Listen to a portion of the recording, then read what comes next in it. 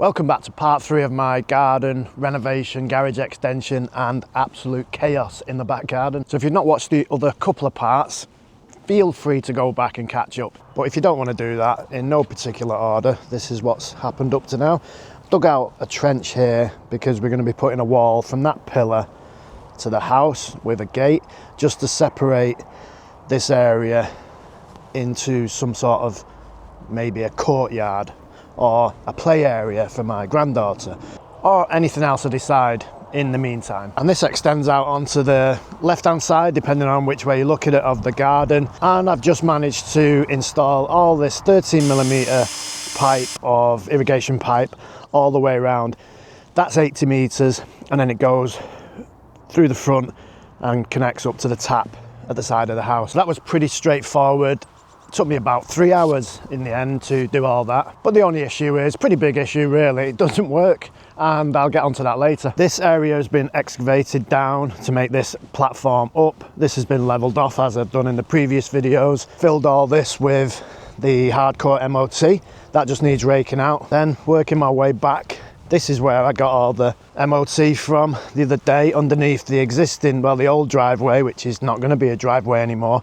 But I did get down to the bricks. So this is pretty good stuff for the base. Still got those bricks to move from there towards the garage extension. This needs building up, and we need them for over there. Decided that it was a good idea last week to take up all the Indian sandstone from here, and we're going to be doing a different patio area with some sort of canopy, pergola type thing. Not too sure what's going to happen with that yet. Still got the 100 square meters of Indian sandstone. That doesn't seem to be selling that well, so I might have to drop the price or even give it away. Then moving back over to here, got all this waste, which I might use that to fill in that hole, because this does need bringing back up. So hopefully just need one grab wagon for that. Then we got the materials, insulation, sand, and the original idea, because this driveway is higher than where the extension lies now, because it goes up like that, was going to use this to fill in that. Well, because you used all that, we don't need this. So I did excavate this out yesterday and used it over there in these holes that were created by taking out the plants. So used a bit of it there, gonna put some more there as well. I don't know if I mentioned on the previous videos, I'm an absolute novice at any of this.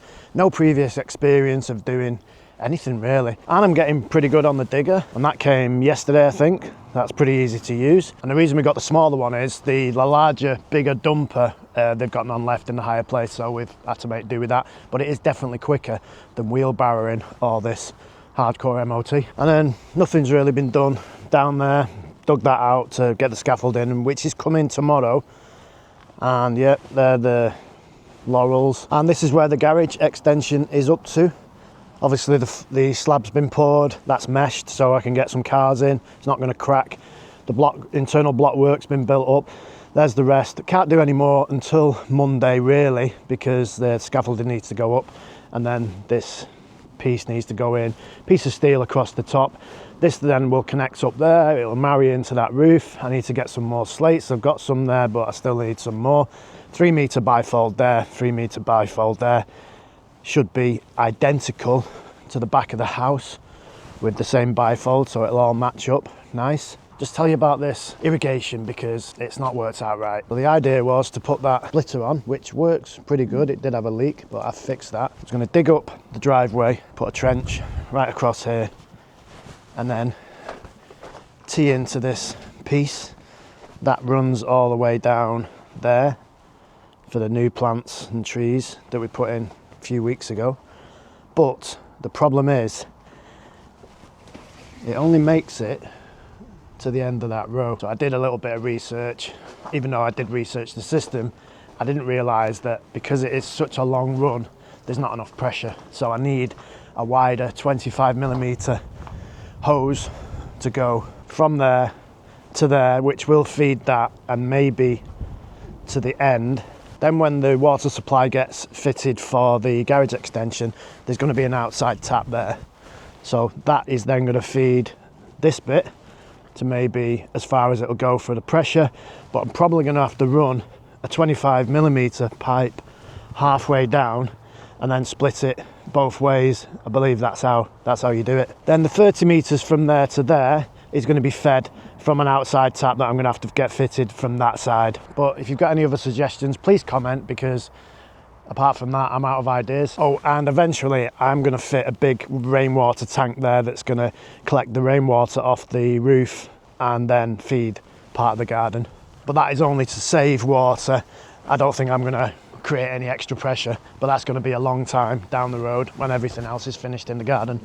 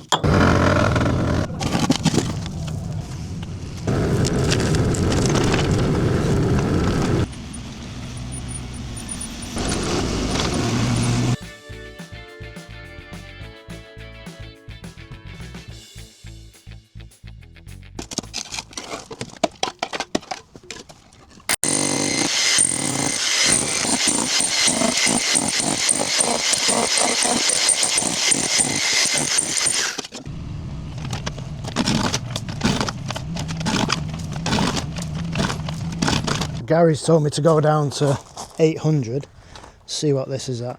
That's about 450, so still got a bit to go, but I have noticed this, and that's why I've got out the digger. What the hell is that? It's got, looks like some sort of weird thread, even though it's not a thread, but it's got some sort of weird graphite. Not that I'm a builder or I've done this before, so it could be something really common for all I know.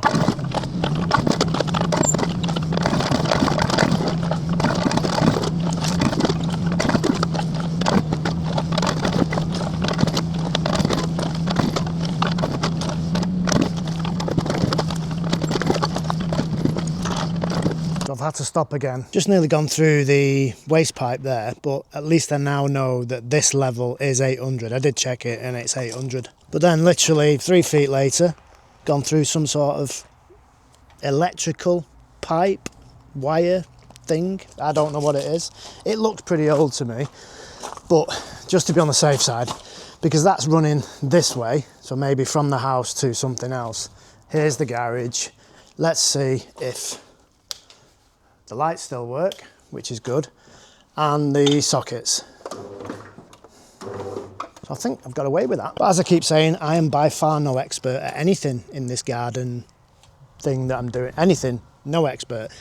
Surely electrical cables have got to be buried lower than that. And on the other negative side, it's full of bricks.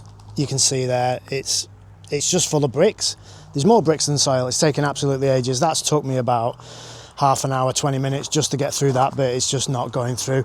I haven't got the smaller bucket with the teeth, so that would be better. I've only got that one, so I'm just going to have to spend the next, what feels like, days to get to there.